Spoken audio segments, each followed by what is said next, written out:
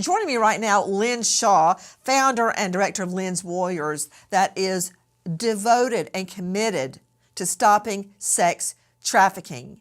Now, the lawyer is not helping anything regarding Combs, and I got a lot of territory to cover tonight. But Lynn Shaw, can we bring it back home and stop laughing about the baby oil as a lubricant and 1,000 bottles? And I got to imagine Harvey Levin sitting outside of a Costco. That has never happened in life. But this is a very serious claim, and the feds are not playing. Let's bring it home, Lynn Shaw. We know Gloria Allred is now representing the latest alleged victim. She doesn't play. This is serious. When you hear what this victim says, your stomach is going to clench.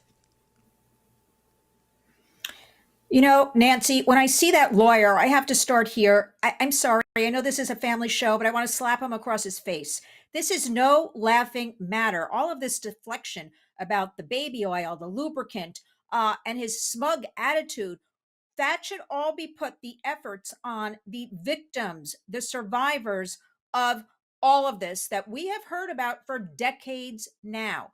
Where is that? His dismissive attitude, not even addressing any of these women. And I want everybody to remember there are rumors, right, of minors, children, teens, and boys and young men. We're not even talking about them at all. So when I see a Gloria Allred, she means business. And let me tell you, I hope with her presence and everybody, you know, she's a well-known name, that more of these women will step forward. And particularly, I want them as teens, because we heard for decades, there were girls 15, 16, 17. That's what we heard about, and teenage boys. So I wish everybody would put the focus on, what about that? Forget the baby oil. I am tired of that one. Put it on what's, you know, I don't care what he's eating in his prison cell. I don't care who he's rooming with, Sam Bankman-Fried. I don't care he's afraid of getting poisoned. Let us turn this around and let us go hardcore into what actually happened. What's on those tapes? Let's see those tapes. And everybody should start listening to Suge Knight. This is my opinion, and 50 Cent, because they are unraveling a lot of information that we at the Warriors believe to be true about the abuse of several women, girls, men, and boys. And that's what we need to focus on. Guys, Lynn is correct. I want to talk about Thalia Graves. You know what? Let's bring it home like Lynn Shaw says. Can we stop talking about his food and his celebrity chef and his alleged poisoning behind bars?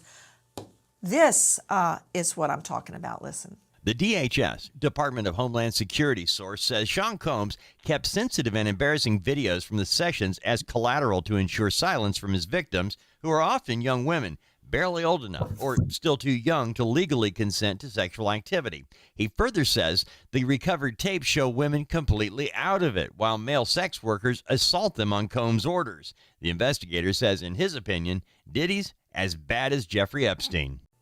Not only the women, the allegations not yet proved in court, but videoing them and dispersing them, Lynn Shaw, this is exactly what you were talking about. I don't even know what we're talking about here today. We're talking about if he can get some extra Snickers bars, this guy, when 1 in 4 children in America go to bed hungry every night.